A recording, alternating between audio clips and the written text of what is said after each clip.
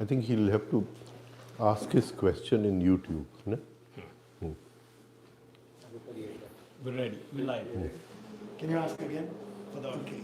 Thank you. Hello, sir. Yeah, yeah. Can you say something about how life partner, family, relatives, and friends can help the departed soul in 45 days to have a good rebirth? And at that time, how we should act so that we can increase the level of our soul. Thank you.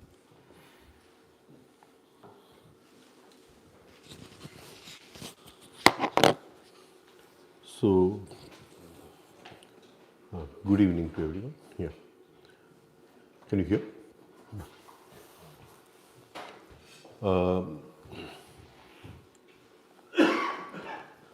The first thing is that at the point when a person you feel is dying, right? So, at the moment of death, the soul is automatically in Swahalok, in the electronic universe. And it experiences that electronic universe for 1 hour. So the first thing is at the point of death, we whisper in that person's ear, right? That please observe the light, please look at the light, because there's very powerful light over there, and that is the light of the spirit. So the soul joins the Atma, and leaves the Atma on the 7th substage of Swahalok. And so we whisper, because the Atma is light, it can experience that light for 1 hour. This period lasts for 1 hour. Unless somebody is very deep into yoga and can stay there for longer than 1 hour, right? Somebody who has practiced, right? So we tell the person who is going that you observe the light, don't close your eyes, because you have subtle eyes over there, and if you close your eyes, the light will go away. So we tell that person not to close the eyes, to hold the light for as long as possible. Second thing is, after death, we do not move the body for 1 hour. So we keep the body there for 1 hour and we don't move the body for 1 hour.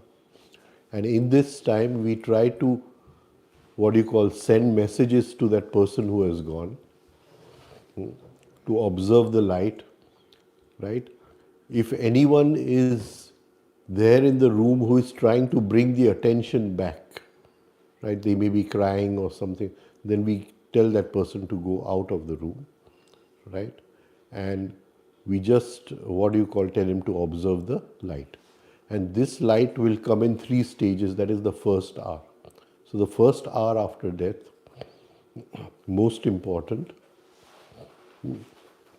observation of light. Then the soul falls into Bhuvalok. It leaves the Atma over there and it falls into Bhuvalok, the molecular universe, and it stays there for 55 days. Right? Those 55 days are equal to 70 or 80 years in physical. For the first 45 days, it experiences its time body. It experiences its time body. So that now that time body may come out in different dream symbolism. So it is like a dream, a 45-day dream. So the time body will express itself in different dream symbolism. In the sense that, say, when I die, if I've got angry 1,000 times in my life, those 1,000 angers become one drop of essence, perfume, Gurujev calls it essence, right? And it lies in the time body. But in the time body, many things have already been there from before. So all that gathers, and it, what you call, appears to the soul in a certain sequence, right? And the soul sees it not as anger, but it will take different forms and it will appear in front of him. Now, there you have to send a message to the soul that what you're seeing is only from your own mind, and you can stop it or you can tell it to change. So, in that, if the soul orders it to change, it can change. So, in those 45 days, right? So, I get angry on you, I observe that that is one sanskar. But in that 45 days, I can change my whole time body by observing what is coming out and trying to work with it. So, how do we do this? We sit down for 5 minutes every day, light a lamp, right? And we put some food and we tell the soul this food is for you. So it comes over there, right? And then we pass on this message that what you are seeing is from your own mind. Right? Don't get frightened. This is a very, what do you call, good opportunity to change it, right? So you can change lifetimes of sanskar in those 45 days, and you can tell the soul to change that. And you can also tell the soul that the guru is next to you, but the rule is you have to ask for his help. And if you ask for his help, he or she, it doesn't matter. It is just a guru as a what you call tattva, and the guidance will come what to do, right? And finally, you can say there's no, not to worry about anything, to go further on his journey. And you can do this every day for 45 days. Usually, there is some give and take over here, that you're sitting there and you may feel a gust of wind, or you may feel an ant crawling up, or you may feel a jerk somewhere, or if you're doing it in the day and the sunlight is coming, you may see a form in the sunlight, the ray of sunlight, and you know that what you have said has reached that person, right? And you do this for 45 days. And after 45 days, you add that you will now see films of couples having sex, but they will not be positives, they will be negatives. So you'll see in a cloudy form. Can you get it? And you can use the pause button to see who the couple is, right? Not to get pulled where you're getting automatically pulled to pause over there, stop it. So wherever you're getting pulled automatically not to go, ask the guru for help where to take birth. And the guru will advise you where to take birth. Wherever they say that the form is very active, like it is animal type of sex, to say no, I don't want to go over there, right? And to, when you pause the button, you will see more about that couple. So not to go where there is just pleasure oriented, go where there is growth oriented, right? And in the last 10 days, you can say this. So this is the way we can help the departed soul, right? So, and in this, if we practice, there will be many changes within us, because we are communicating with some other dimension of time and space, and in that communication many things will change within us, right? So any question on this? I don't know, any, have you? How can we act so that our level of soul, our level of soul also increase in this painful situation or suffering. See, when somebody goes, there is always a mixing of prana. So, supposing I have a tree in my garden and I'm looking at that tree every day and I love that tree, right? So, the prana of the tree and my prana mix, right? Similarly, I may have a wife or I may have some children or whatever. So, over the years, as we interact, our pranas mix, right? And when the soul goes, it pulls back everything it has, right? So, all those who are involved with that person, there is some loss of prana because his prana, which was mixed with mine, he is going to take back. And in that taking back, I also experience a mini death, which normally I'm mechanical, I don't know about it, right? So there is a what do you call taking back of prana. Supposing I have interacted with the tree, then I'm giving back the tree its prana before I die. Can you get it? So the tree also experiences my death, right? So this giving back of prana at the moment of death, it is felt at the navel very, very powerful, but it keeps on happening for what you call nearly 6 months after death, right? And if we are sensitive to that, then we can hold our sensitivity there, right? And in that we rise in sensitivity, in consciousness. So somebody else's death becomes a what do you call platform or a stepping stone for us to rise higher. This way. Right. So, but if we cry and if we what do you call remain in sorrow, and then we can't experience all this. It's not possible, right? In those 45 days, Uncle, we would always. In those 45 days, when we offer food and When we sit for offer food food, yeah. and sit for 5 minutes in front of lamp, would we You can put his always. photo, that person's Right. photo, or you can put a small piece of cloth which he was using, a hanky or a vest or something of that sort also. And does it have to be cloth or any of the item is fine, Any like item will do. glasses? Yeah, yeah, you can But put. would we always see or feel something like you said, like a gust of wind or it's not? For the first 13 days, you will feel it very powerfully. Then you won't feel it. Then it is your deeper sensitivity that merges with that person that tells you that your message is gone. Many times, if the soul is very mature, it doesn't need it for more than 1 or 2 days. After that, it's on its own journey. Right? It doesn't want any new messages after that. But for 13 days, what we call, till then, you will feel it, the presence very powerful. You'll feel the presence very powerful.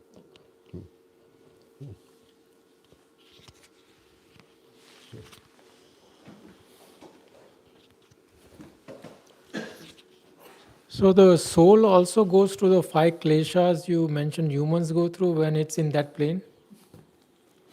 Okay, I go through this. I was avoiding that because I wanted to take up the what do you call it, correctives, but I'll answer that. Bring me one paper napkin.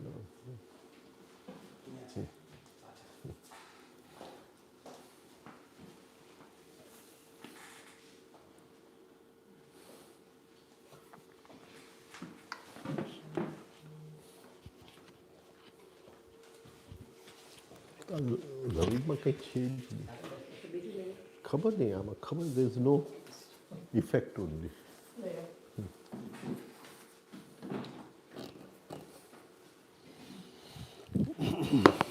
You said it in this? Yeah. Okay. Right.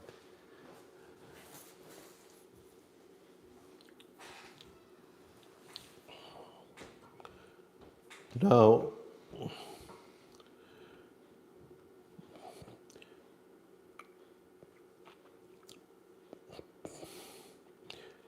See, the kleshas, the ego, and the six enemies. Six enemies. So, we can normally say that this is rag or dvesh. Can you understand what I'm trying to say? But always the expression is in six. Is it? Six. So, rag or dvesh does not have any, what do you call, fixed pattern as such, right? They are roots. Satu mule tad vipake. So if the root is there, there will be vipak, means fruition, cooking. Pak also comes from the word pach, to cook, right? So, but what is the cooking? What is the cooking? Can you see? So the cooking takes six different forms. Lobha in the Mooladhara chakra, right? Kama in the Swadhisthana chakra, Krodha in the Manipur chakra, Moha in the Anahat chakra, and Matsa in the Vishuddhi chakra. Five forms, and Mad or self-love, right? In all the chakras. In all the chakras, right? So these are the six forms in which the ego expresses itself. There is nothing like ego. You cannot see the ego, you cannot observe the ego, right? But to observe the ego, you will observe it as one of these six forms. So they are called the six enemies. Can you understand what I'm trying to say? And they will be either one or more of these seeds in them. Asmita, Rag, Dvesh and Abhinivesh. These are the seeds of karma, the seeds of repetition. Repetition of the same form. Can you understand? So the ego is unseen, right? And the ego to express itself has to take either one of these six forms. Either one of these six forms. Then when you take Gurdjieff's, what do you call, science, so the basic cause is self-love, and self-love expresses itself in many ways. So he has made a whole, what do you call, multiplication of these six, but in our original Shastra, these six are there, right? But Gurdjieff has made it more easy to observe because he has multiplied these six in different ways.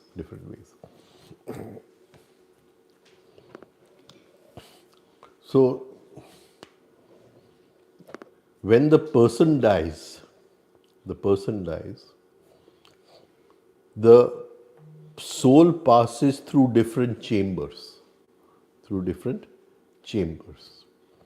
and each chamber is connected with something like this, right? So, in those chambers, these forms will express themselves in a certain way, right? So, there will be the first chamber, the second chamber. Now, again, those chambers, each chamber is divided into 7 parts. So, 7 chambers, 7 parts, 49 days. We said 45 days, but it passed these, each day it, what do you call, goes through a certain expression of the karma it has accumulated, right? Or the sanskar it has accumulated according to the 6 forms and the ego, right? And so there is now the Tibetans have a special science of these 49 days, which they call bardo, where each of these forms, they say, now you are entering this hall, and in this hall you will see this. Now, supposing he is entering the first hall, right? And that first hall is divided into 7 parts. So 7 days it is going through different this thing. So it will be connected with the Mooladhara chakra, it will be connected with greed, it will be connected with lobe, it will be connected with possessiveness. You understand? So those, it will take different forms in those 7 days. He will see it as different, this thing, and he can be free from that. He works upon it. If he's not free, then he just goes through it like we go through a dream at night, and he's caught in it, and it goes further on that way. So the kleshas, the ego, the asmita, and the, what do you call, 6 enemies, what they call, they take different forms. They take different forms.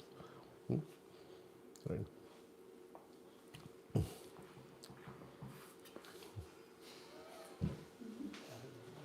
I don't know.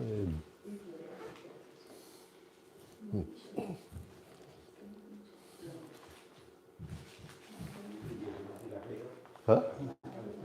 Chelsea. It doesn't matter.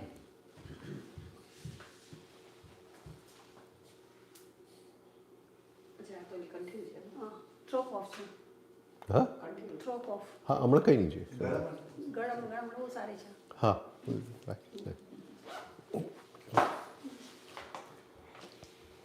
Or you want to go into the detail of all that? No, it's good. It's good. For last 20 years, I've been thinking of writing of the details, but I've not gone down to which each of the 49 days,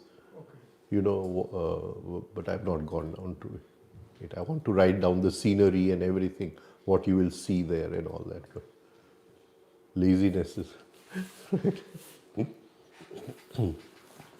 But it's okay, no? You want to, yeah.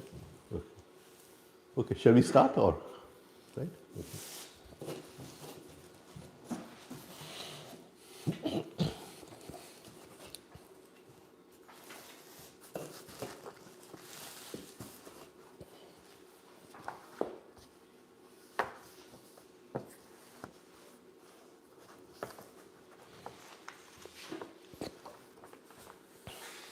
Now, about the corrective exercises, he was very keen that we do some drift watching before we enter the corrective exercises. Right? So, in my case, I did not do the drift watching according to him because he gave me another exercise. So, I'll just share that exercise with you. And that was, in those days, we had those watches where you could put a timer in those watches, right? And I had to put a timer 8 to 10 times in a day, and for 3 months write down what I was thinking very authentically, right?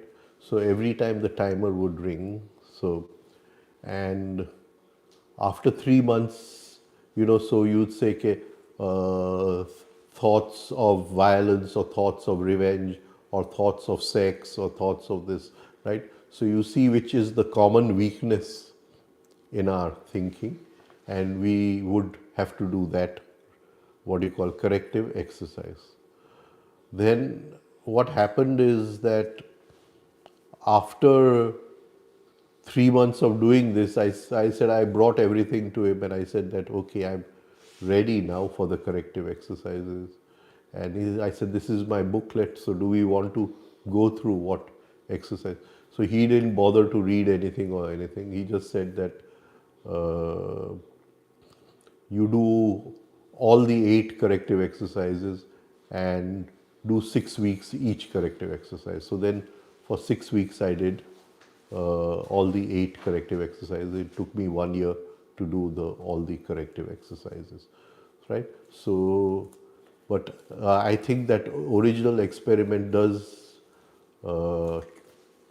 become very important, that for 3 months we note down authentically where our thoughts were, right? And that will give us an idea which corrective exercise we do.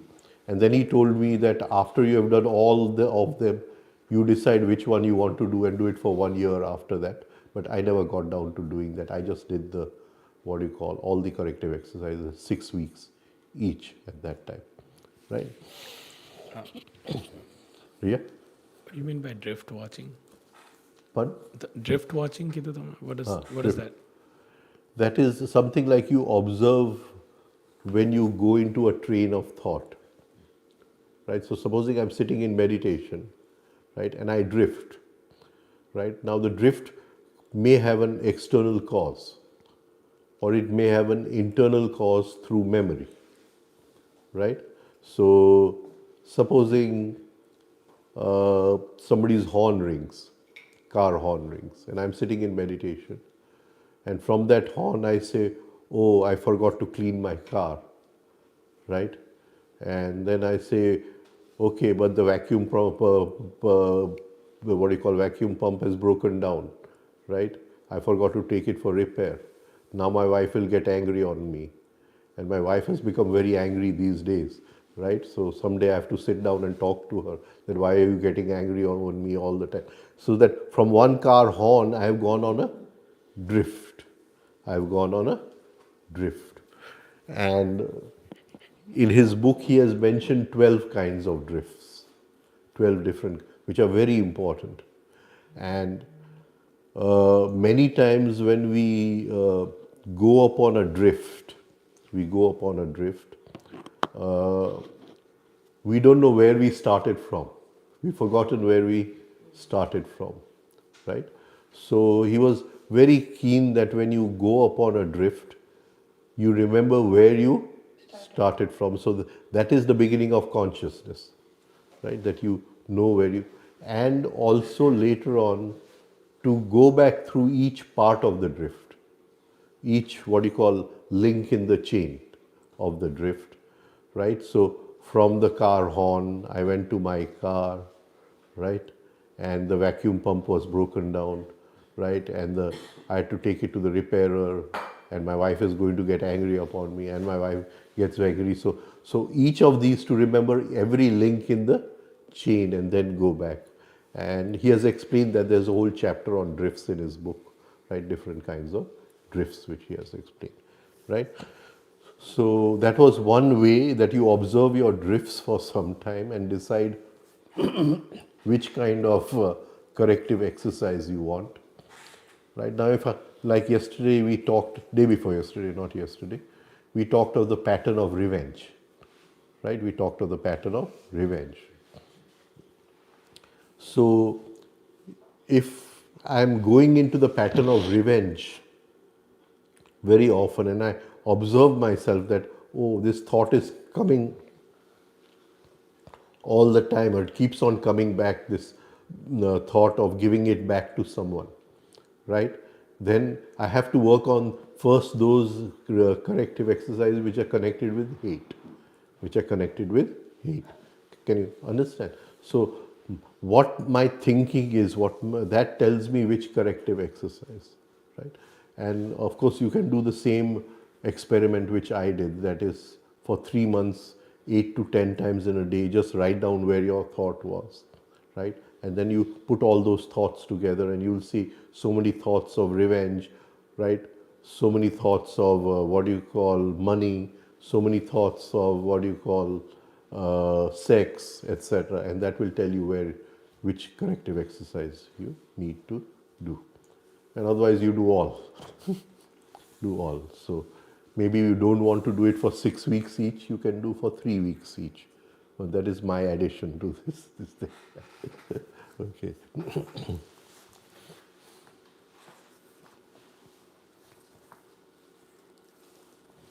So for a few days, watch those drifts that repeat themselves most frequently. Which thoughts are repeating most frequently? Where do I daydream? Do I daydream about money? Do I daydream about sex? Or when I'm brooding, do I brood about somebody has hurt me and I keep on going back to that hurt?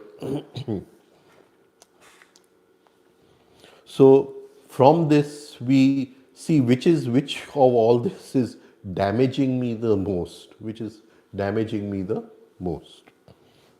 Disturb the mind, hurt the heart, and have adverse effects upon the body health, upon my health. Now these are the what do you call fear of death, right? Now we must understand that it is not exactly fear of death. It is not exactly fear of death. It is fear of uh, incompletion of desire. Incompletion of desire, right? So today, if I have many desires, then there is always fear of death, because I feel that tomorrow, if death will come, that is the end of my desires, right? So if we can observe our desires, right, and we don't have any desires now left, we are free of all desire, then there is no fear of death, right? So the fear of death is not so much as the fear of what do you call incompleting or incomplete desires, right? Not non-fulfillment of desire. Unhappiness, right? Sometimes we are unhappy, we know why we are unhappy, and sometimes we don't know why we are unhappy. It has multiple causes, we don't know why we are unhappy. Jealousy, and in jealousy he has added in this thing, or need of wealth, right? I need material possessions. I have a desire for more material possessions. Hatred, huh? And with hatred again he has added with or without revenge. With or without revenge. Known or unknown or unexplained fear. Fear, right? Deceit of some sort. I want to cheat someone, right? And there is a deceit of some sort. You see, here we have to, what do you call, bring in a little bit of morality, that the act of cheating, right? And it could take many forms. In a married relationship, it could take some forms. In a family, it could take certain forms, right?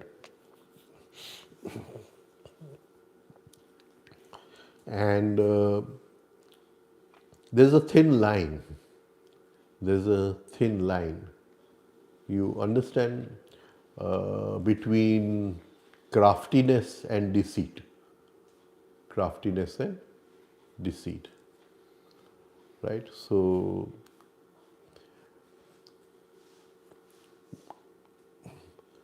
supposing there's a husband wife, and we have cases like this. Right now, the husband has decided that he wants to leave his wife.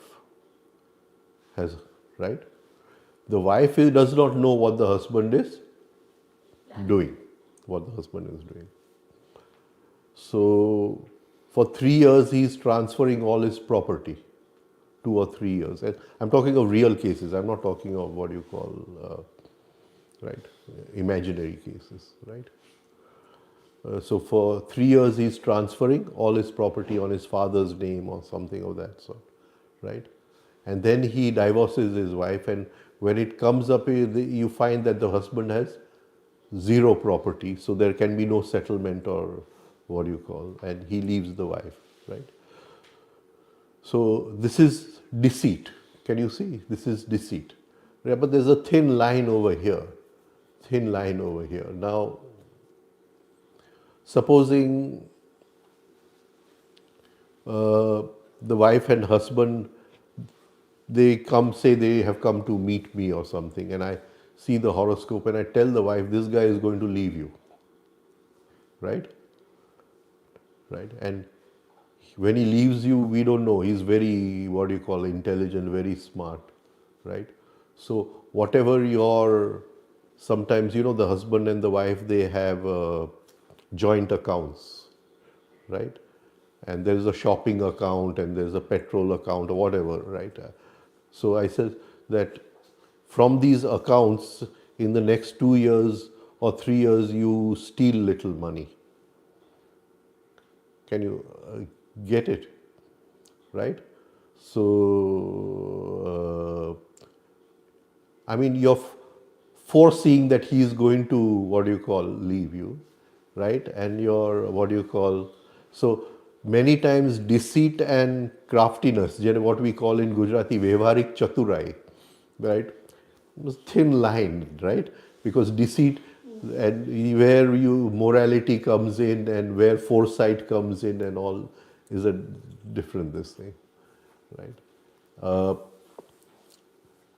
This is just to share with you that, you know, in India, some years ago, there was demonetization, if you, right? Even I was caught very badly because I had just come to Bombay and I had what little cash I had in my pocket was all useless. And next day I was without any cash, absolutely, right? So, one lady, she gave me 10,000 rupees. So I says, don't worry, you look after your this thing. So she gave me 10,000 rupees. And it so seems that when the demonetization came, right, over the years, out of all their checking accounts and their, what do you call, husband and wife accounts, there was no divorce over here. No divorce over here. But she had collected so much of money that she had filled up her cupboard with money, right? So what I'm trying to say is that these things happen in this thing, but sometimes you need foresight. So the thin line. So he's talking about, do we suffer from some deceit? Do we want to cheat someone? Do we want to cheat someone? Anger and irritability. Anger and irritability, and weakness for sex. Weakness for sex. Now, in weakness for sex, I will divide it into two parts: the sex act and thinking about sex, which is even worse because it is sexuality, right? So there is sex and sexuality. So weakness for sex will go more into sexuality where we are thinking about sex, right? So this would be the first thing.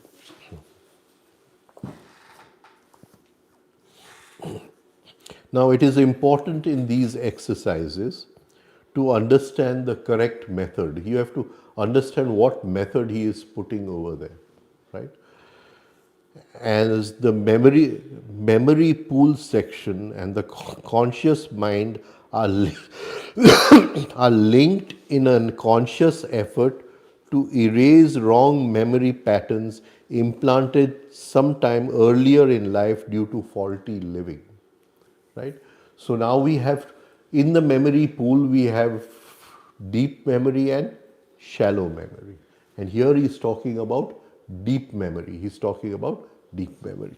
He's not talking about shallow memory. So supposing I am thinking about sex, or I'm having daydreaming about sex, that it is sexuality, right? So somewhere the cause is lying somewhere in my subconscious or unconscious mind, which is taking me, and we want to connect the conscious mind to the unconscious mind, to the memory pool in such a way that through the conscious mind, by doing these corrective exercises, we dissolve that knot which was making me think about sex all the time. By getting clear on that. So he's saying this connection has to be done.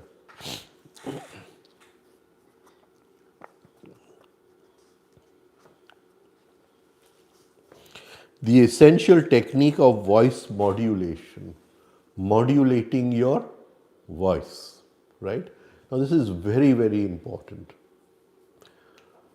See, in voice there are different tones, right? And we can modulate the voice, right? And some of these tones we understand, right? I can say કે તમે ગમે ત્યારે ઘરે જમવા આવજો, means કે ન આવતા, right? You get it?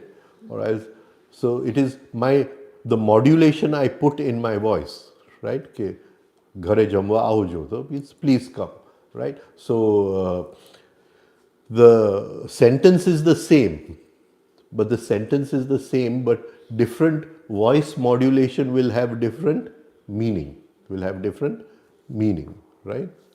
So the idea is to modulate the voice. Now, certain modulations have deep penetration. Supposing when you're doing the akar in omkar, it has a very deep penetration. Ah, right? So, supposing you're going to a government office to get your work done. A government office is like hell.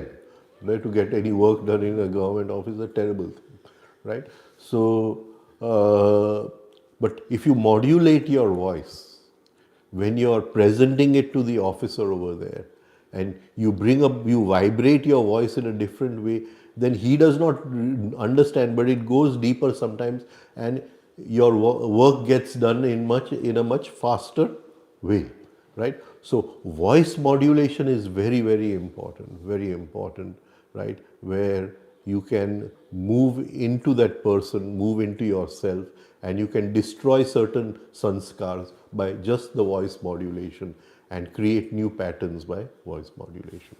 Right? The essential technique of voice modulation coupled with three-step rhythmic breathing. That is not to breathe in rhythm, but the 3SRB pattern. There should be a small change over here. The 3SRB pattern. That is, you modulate your voice and you do it in the 3SRB pattern. Can you see? So I'm saying Rajan, Rajan, Rajan, 1, 2, 3, Rajan, Rajan, 5, 6. So, right, I'm modulating the voice. Now, I may say it lovingly, Rajan, Rajan, Rajan.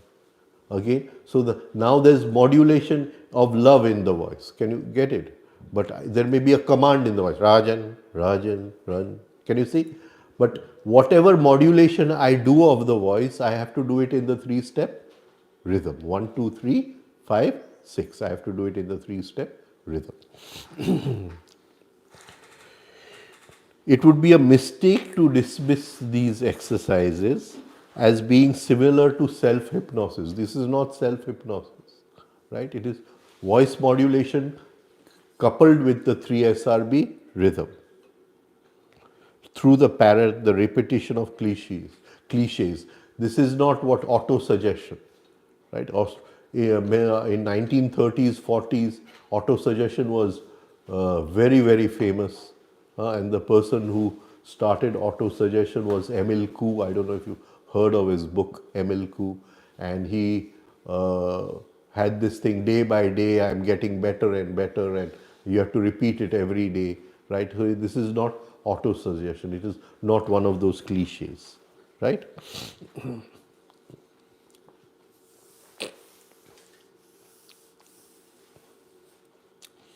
Now, personally, I have given a lot of importance to these corrective exercises because they destroy the master files of karma. They destroy the master files of karma, right? And that is why they are very important, very important. Now, what he has done, he has taken the 5 kleshas. So, the first klesha is avidya.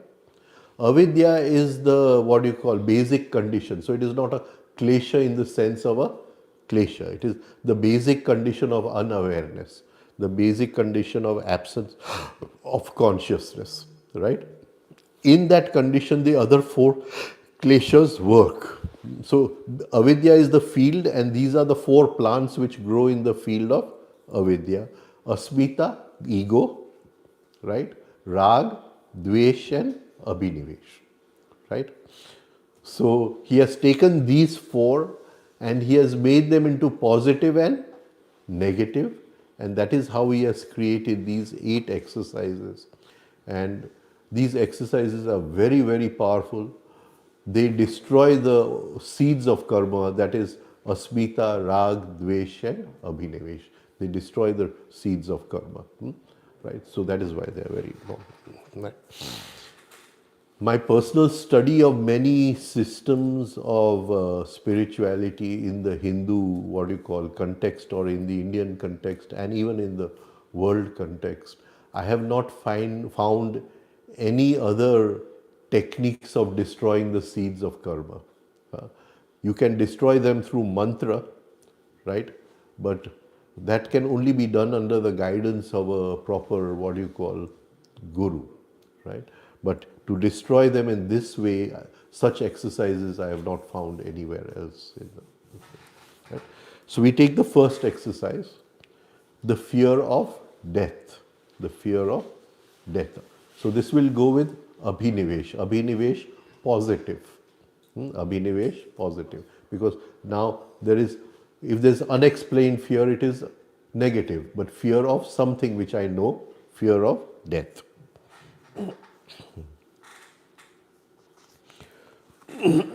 Now we read. So now how are we going to start these exercises? So we are going to sit in front of the mirror and look at ourselves in the mirror. And we are going to reverse roles. That is, I am not looking at the person in the mirror. That person in the mirror is looking at me, right? So I will visualize that from the mirror I am looking at myself. If you can even do this much, you will in that moment feel a sudden surge of energy inside. Sudden surge of energy inside. So first thing is that somebody from the mirror is looking at me, that is myself, I am looking at myself, right? Now then we have to read this quotation. Now when we read this quotation, there must be a sensitivity of the quotation, right? We don't just read it like a parrot. There must be a sensitivity of this quotation.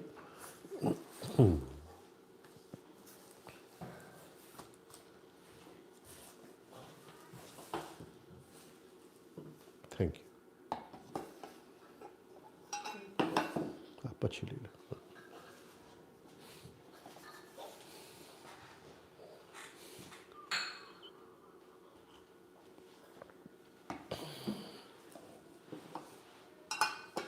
There is yet a world where souls are free, right?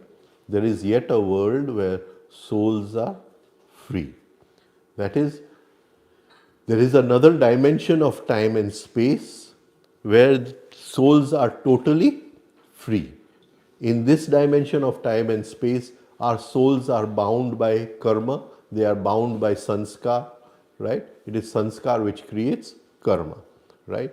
And we feel that we have free will, but we don't have free will because our attention is automatically sent to certain places because of the momentum of karma, momentum of sanskar, right?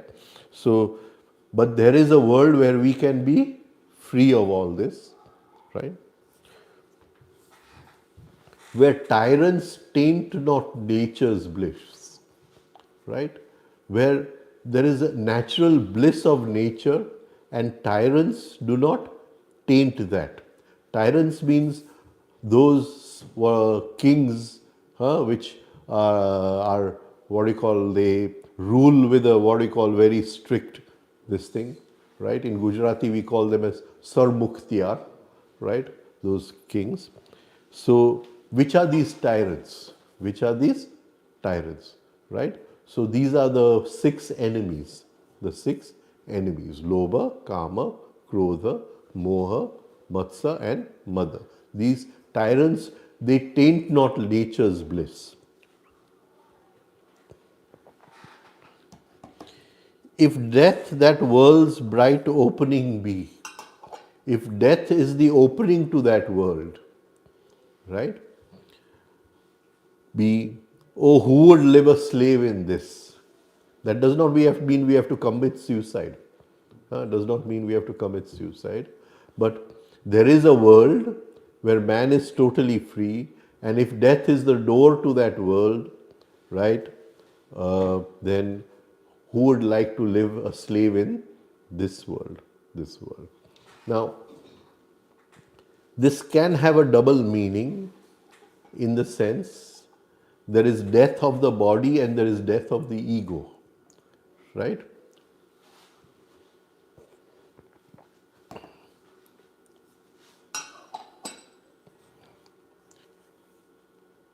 If there is death of the ego, then death of the body makes no difference. Death of the body makes no difference, right? But the ego is desire, right? So death of the body means the death of desire. Death of desire, right? So we have to, what do you call, just read this, but sense it at the same time that there is such a space where I can be free, right? And death is the door to that space. Feel it and sense it inside. But you're looking in the mirror, and that person who is sensing is the one in the mirror, not the one outside the mirror, right? Now, he says, think along this line. Where there is life, there is hope. Where there is life, there is hope. And we find amidst dark days, man expects a brighter tomorrow. Right? It is right to hope for a better tomorrow. It is right to hope. But it is, if we daydream about a better tomorrow, right, then we are putting the better tomorrow further away. Right? So, right to hope, but not to daydream. So, amidst dark days, hope means that there is light at the end of the tunnel somewhere. Asha, right at the end of the tunnel somewhere.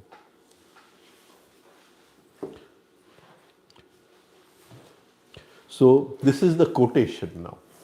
So, again, we will go into the quotation. Where there is life, there is hope. જ્યાં જીવન છે ત્યાં આશા છે. And we find amidst dark days, man expects a brighter tomorrow, right?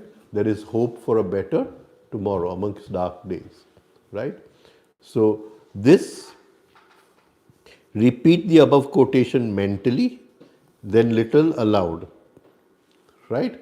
So we say this mentally first. From, we are looking in the mirror. Where there is life, there is hope, and amidst dark days we can experience a brighter tomorrow. And then we say it a little loud, a little loud. When we are modulating this little loud, we are talking to ourselves, to our emotional center, our own emotional center, that where there are dark days, there is a brighter tomorrow. There is a brighter tomorrow.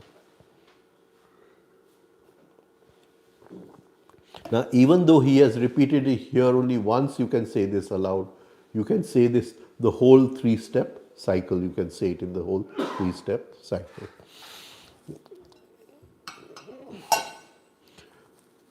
Now he's saying, bring in the intellectual center. You have, yeah.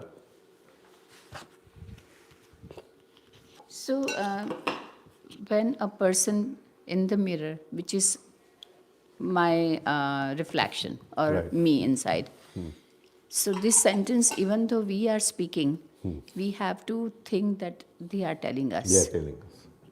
So, my heart is sort of half dead, and that person is telling my heart, please awaken, tomorrow is going to be better. Okay. So there is a kind of movement in the heart where you feel that something is going to be better. So he's saying you have aroused the emotional center. Yeah. Now he's saying bring in the intellectual center. He's saying bring in the intellectual center. Now, forget these exercises, right? We are going to go through the exercises, but this is a very, very powerful technique, very, very powerful technique, right?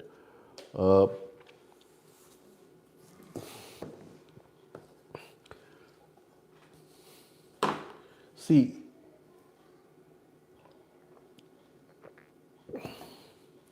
the intellectual center can never process the present moment.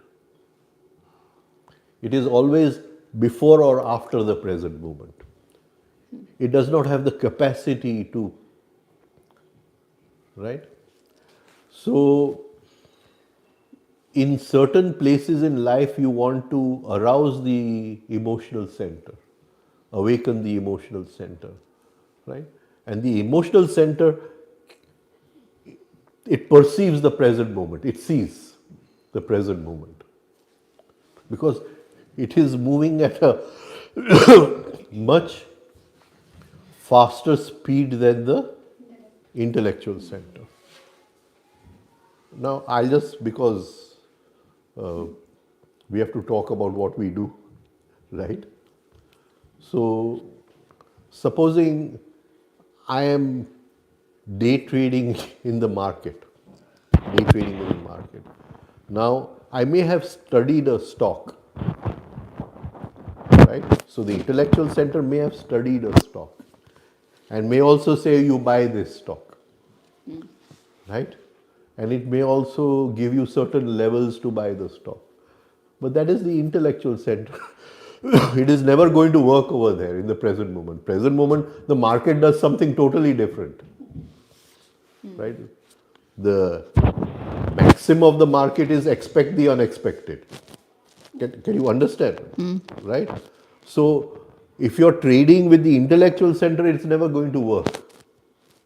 For trading, you have to understand the present moment. So, before you sit in the market, you have to awaken the emotional center. So, he's giving you a technique over there to awaken the emotional center. There used to be one, he's still there, but I have not been in touch with him for a very long time. And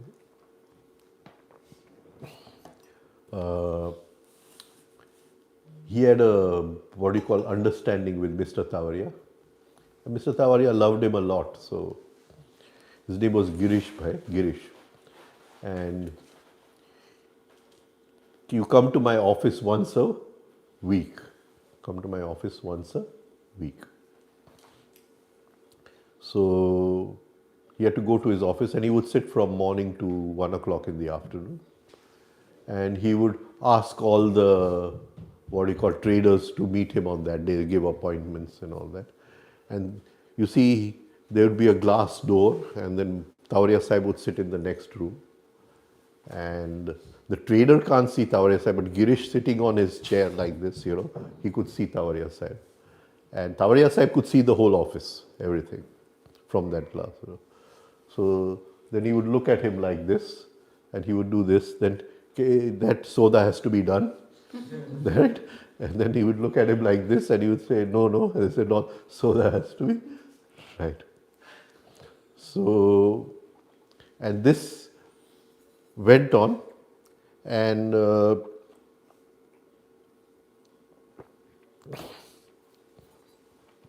one day, one trader had come from, Vepari had come from Calcutta for some this thing.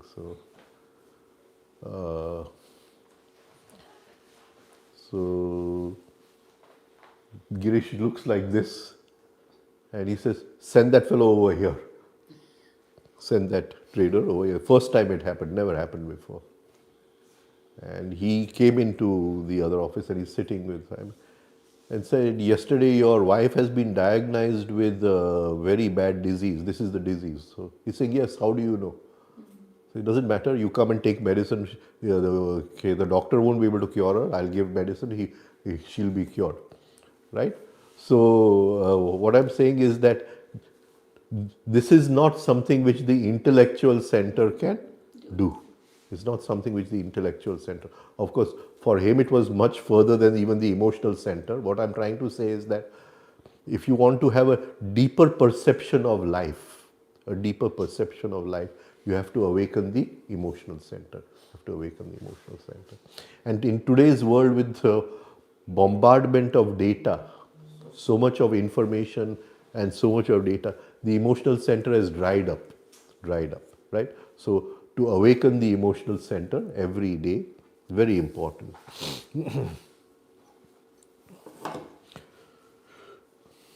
So in this way, first we arouse the emotional center, and then the intellectual center should be brought in. Should be brought in. To do that, think along this line. There is a world where you say where man has free will, right? In our world, we feel that we have free will, but actually our will is controlled by our sanskars, which we don't know, right? And it is controlled by reaction, right? So he's saying, but there is a world in which there is free will. So first we arouse the emotional center by saying, hope for a better tomorrow, right? And then we bring in the intellectual center, right? That there is a world where you can use your free will. Your free will is not controlled by anything. The tyrants, which he said the first, the tyrants, right? Man cannot function without free will. In that world, predestination by a separate authority does not thwart man's action. Now, like I said, in my unconscious mind, there are different sanskars of growth, what you call lobe, right? And they thwart my free will. They thwart my free will, right? So, supposing there is a sanskar of lobe, and he says that there is a sale, right? And so immediately that sanskara comes out. I'm getting something for nothing. I'm getting something for nothing, or I'm getting something at half the price, something for half the price. So I feel I had free will, but that came out automatically. It is not according to my free will. So when I'm free of all this, then there is a world where there is a use of free will, which is not thwarted by these tyrants of sanskars.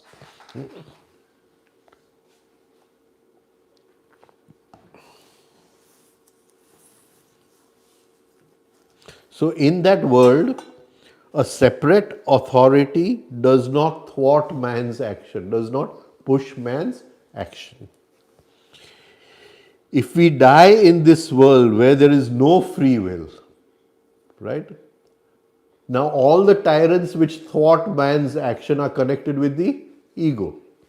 So if we die in this world in which there is no free will, we will be born in that world in which there is free will. Can you understand? Therefore, would you or anyone else ever like to be man the machine in this world? Do you want to be what do you call a slave or a machine in this world, controlled by the mechanism of sanskar, right? Memory pattern, controlled by memory pattern.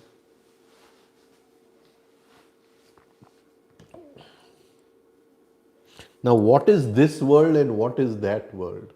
What is this world and what is that world? There are no two such worlds geographically. He is not talking about geographical worlds. The first is the world of man who has not reached a certain critical stage, a certain stage where he is in total control of his ego. He has not reached that stage where he can bypass the ego, but our what do you call all our mechanism is in control of the ego, right? So there is no real free will. The ego is ruled by sanskar. The ego is ruled by memory pattern.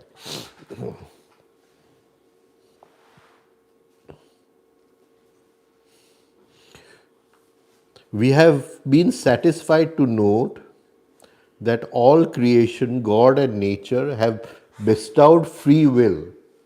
Well, man is gifted with free will by God and nature.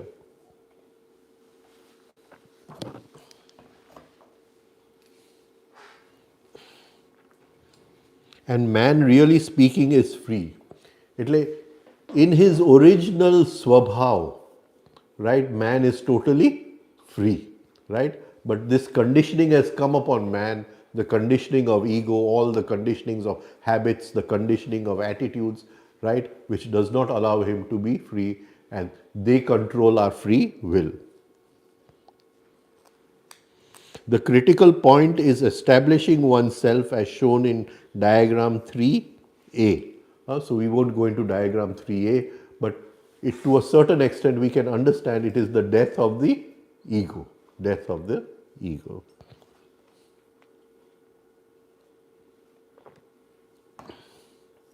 Now, who are the tyrants that taint nature's bliss?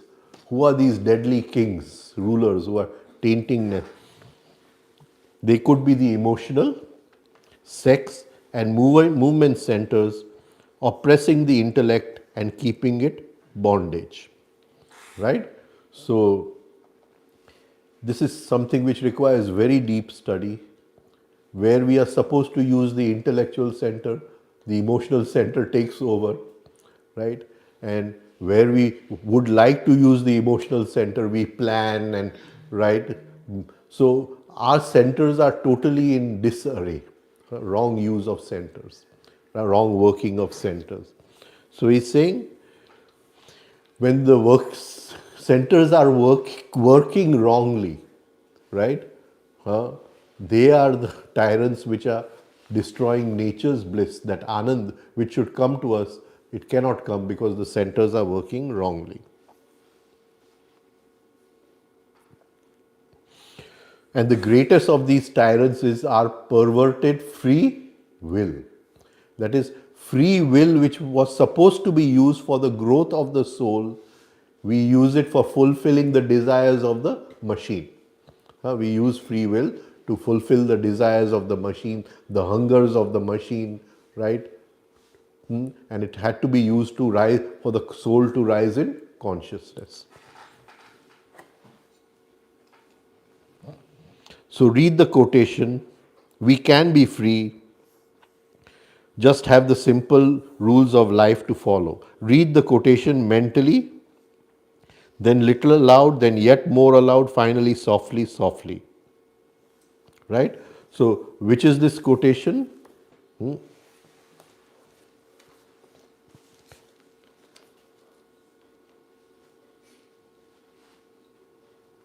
Why do you want to be slave in this? Yes, yes, it is that quotation.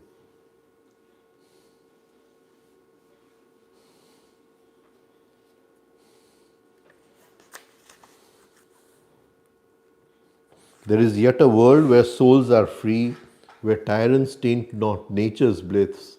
If death that world's bright opening be, oh, who would live a slave in this. Right? Loud, louder, loudest, soft, softer. Close your eyes and just do 3-step rhythmic breathing for a few minutes, and then do the exercise again tomorrow. So just that one quotation, or one There are actually that- two quotations. There are actually two quotations. The second one is Where, there is life. where there is life, there is hope. There is life, there is hope.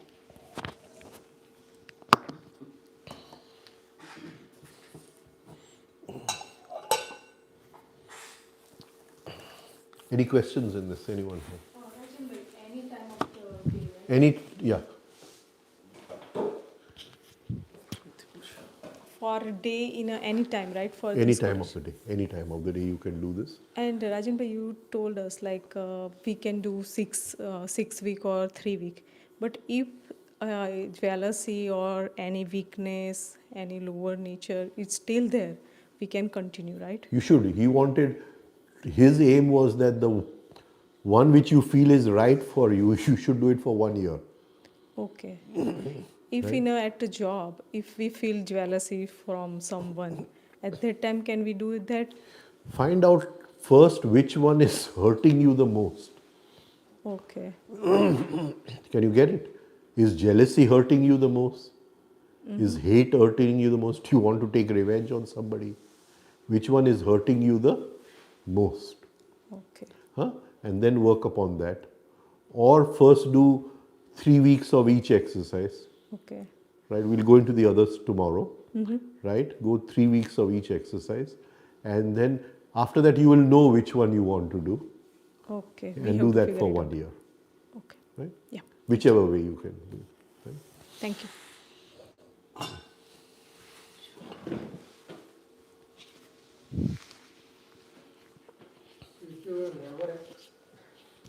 So if you never experienced jealousy for anyone in your life, you don't have to do that, correct? You don't have to do that. You don't have to do that. But if somebody hurts you or something, you may have experience giving it back to him, putting him in his place or something, right? Many times we use the term ke ene enu phal madse, right? Whether mentally or outside. So that is the pattern of revenge. That is the pattern of revenge. So hate then comes in. Hate comes in over there. It could just be we don't know this why this person is doing it. We just have a question like why is he behaving like that? It just it's a question mark for you. It's like you Yeah, so don't have then- any feelings towards him, but Yeah. you feel like bewildered. Like why is he behaving like that? Right. So just see out of these which ones. Huh? There may be one which you would like to do for some time.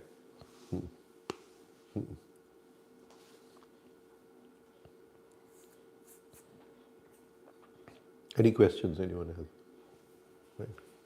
So, Rajan, you get to memorize this, right? No, no, no. You can keep the book over there, the paper over there. Okay, okay. Huh? You can keep the book, or you don't have to memorize the quotation. Right? But if you're doing it every day, you will memorize the quotation automatically. It will come automatically. But bring in a sensitivity of the quotation. It's very important to sense the quotation. And modulate your voice. Sometimes you'll have to tell as if you're telling a young child. Sometimes you'll have to tell as if you're telling a friend. Sometimes you can tell as if you're telling a lover. So modulate your voice.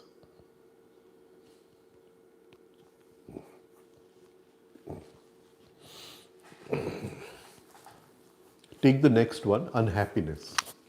Unhappiness. The corrective is happiness. Corrective is happiness.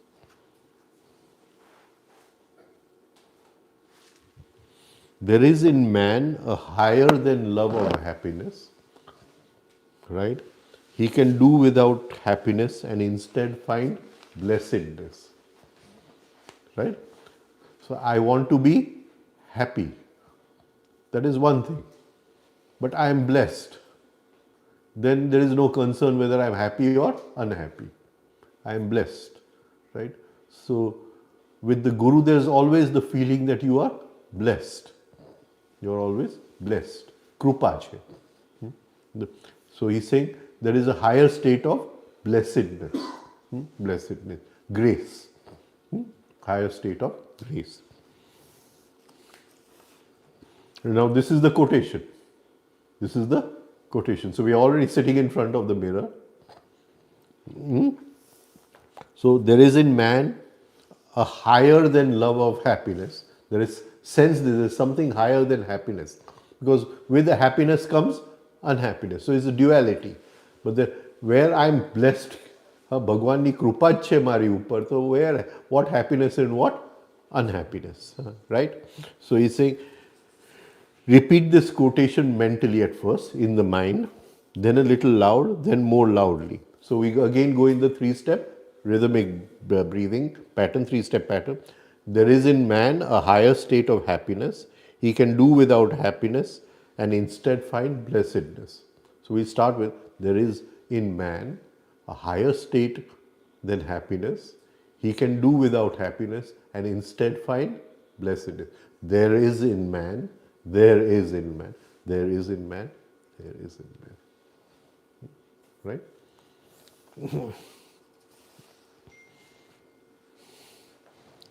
Then do this, bring in the intellectual center.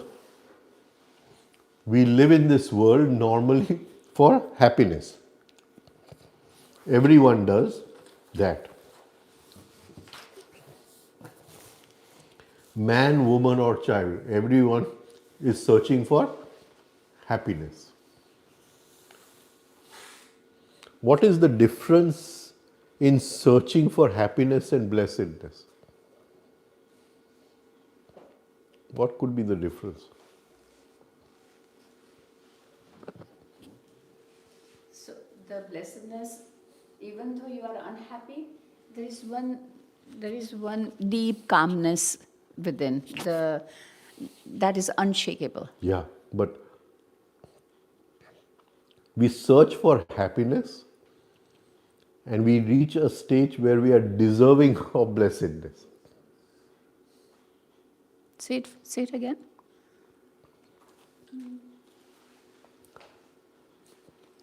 We don't search for blessedness, but we allow ourselves to be in a state where blessedness comes. Yeah. Avtaran thai, Yeah. what do you call it? Yeah. Can you get what I'm trying Yeah. to say? So we become deserving of it. We become deserving of it. Yeah. Blessedness. Yeah.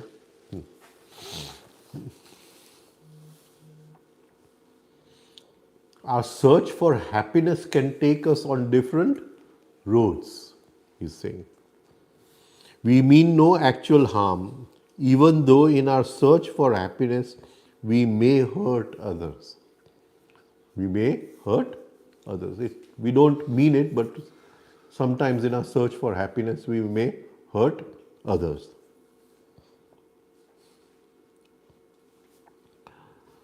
Such who hurt others are called selfish, mean, and even criminals. If we hurt somebody else, we are called selfish, right? We are called mean. The only pity is that their conception of happiness is all wrong. But fundamentally, it is in hope that they all live, and for happiness they all search. Everybody is searching for happiness. And we must understand this very deeply, right? Supposing in the paper you read that this person has murdered this person. He is not murdering because he is searching for unhappiness. He is murdering that person also is a part of his search for happiness. Can we understand this? Right? So he's saying our search for happiness will take us along different roads. Somebody will take on this road, somebody will take on a different road. Can you get it? The search for happiness.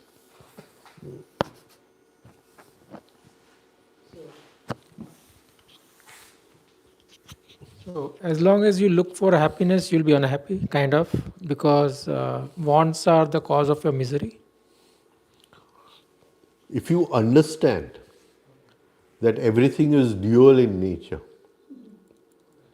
and in my search for happiness, unhappiness is a part of the game, then it is okay.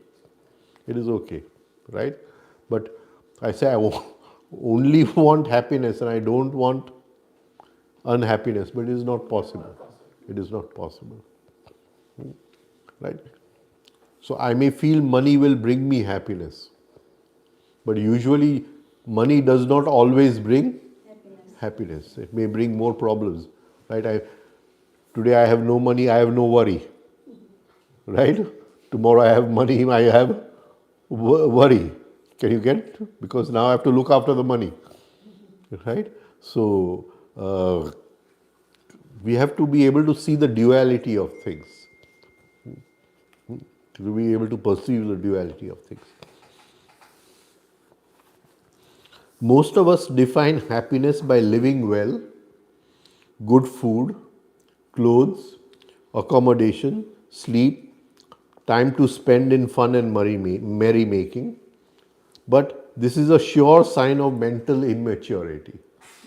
A sure sign of a mental immaturity. There is something higher than such happiness. We can certainly do without such happiness, and with discipline and balance inner and outer life find blessedness, right? And blessedness is a different state. It is a state of gratitude. It's a state of gratitude, right?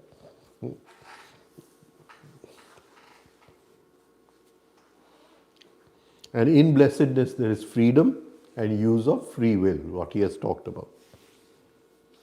So read the above quotation mentally, then read it a little loud, more loudly, finally softly and softly. Close your eyes, relax for 2 minutes, do nothing, think of nothing. Continue the 3-step rhythmic breathing. When you open your eyes, now after you've done the rhythmic breathing, you've closed your eyes, you open your eyes, let that person in the mirror tell this person, you are a different person. You have changed. You are a different person. Repeat this daily. Right? So we've done 2 today. Any questions on this? Right?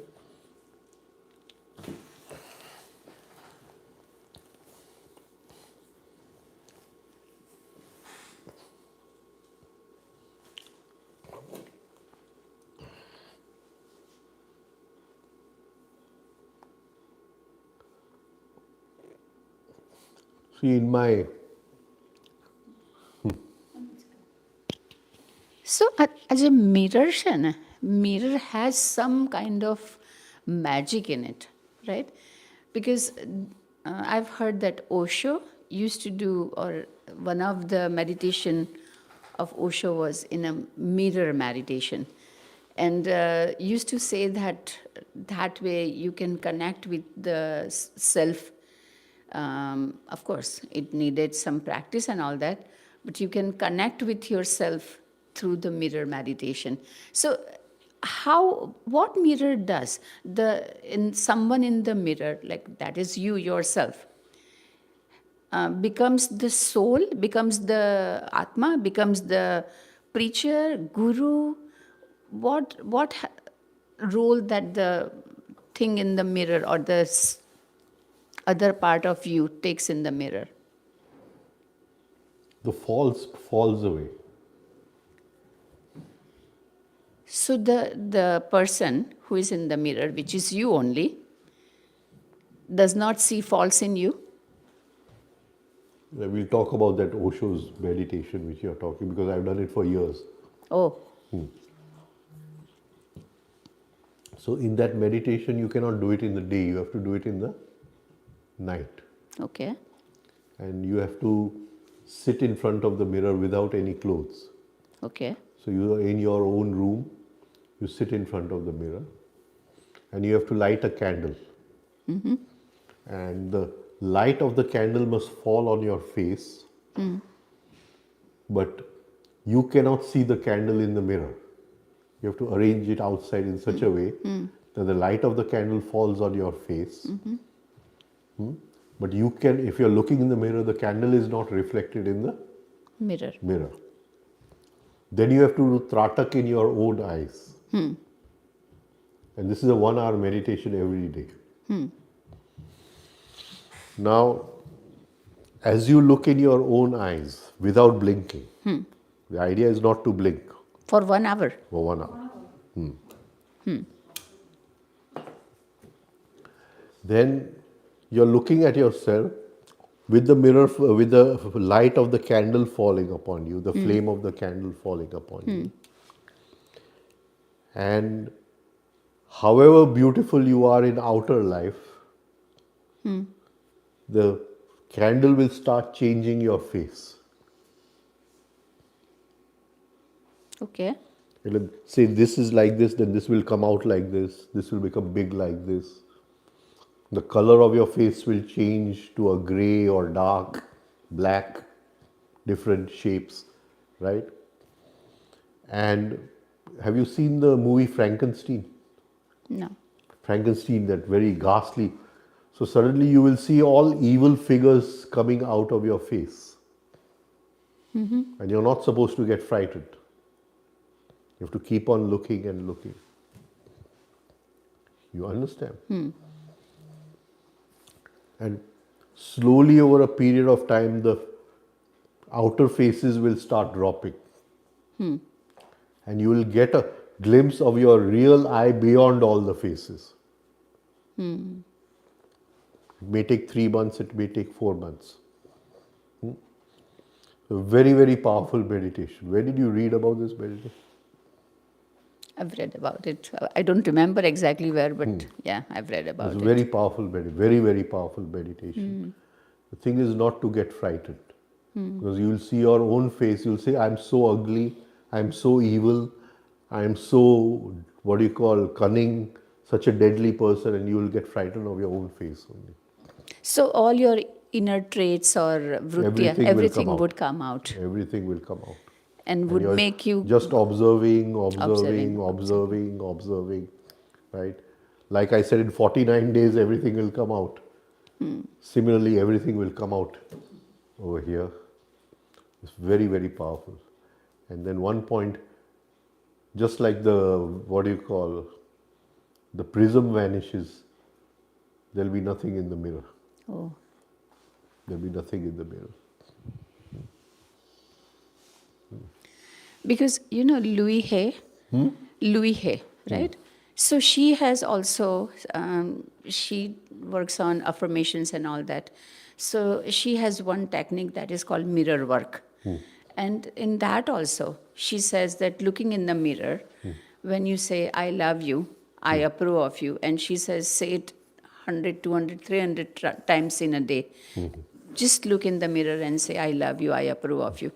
So all this time, whenever I used to do, I thought that I'm just, repeatedly. So I did not see much of a result in that. But the thing that you said, that the person inside the mirror is affirming that I love you and I approve of you. It is the voice That modulation. would empower you so much, because when I look in the mirror and when I say I love you, I approve of you, it wasn't giving the result. But when the self inside will tell me that I love you, and the emotions are getting so powerful in that. Someone in the mirror is telling me that I love you. So somebody That is is your loving deeper me. self. Yeah.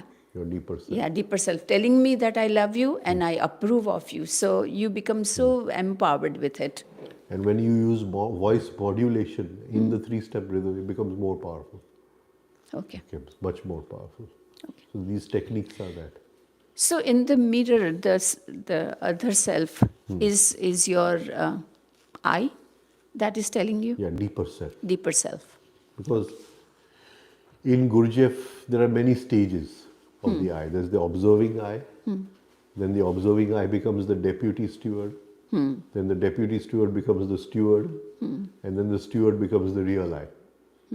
So there are different stages in this thing. Similarly, Patanjali says, Tada drashtuhu swarupe avasthanam. Drashtani avastha che. It's an avastha. Then drashta pratishta. From avastha to pratishta. Pratishtha. So the eye goes through many stages. Right. I think if you don't want to take another one, then tomorrow I'll take feeling of eye. Let's do that. Tomorrow I'll take what is the feeling of eye. Please. What do you mean by feeling of eye? Okay. Because we have gone through this. Yeah. Now the rest should be easy, right? But if you want to read, I don't mind. But tomorrow I'll take what we Yeah, need. but if anybody has any It particular... doesn't matter, I'll go through. We still have 3 more sessions. Yeah, but would Tomorrow love I'll to take hear. feeling of eye, what we mean by feeling of eye. Okay. Right? Thank you. Thank you. Good night. Good night.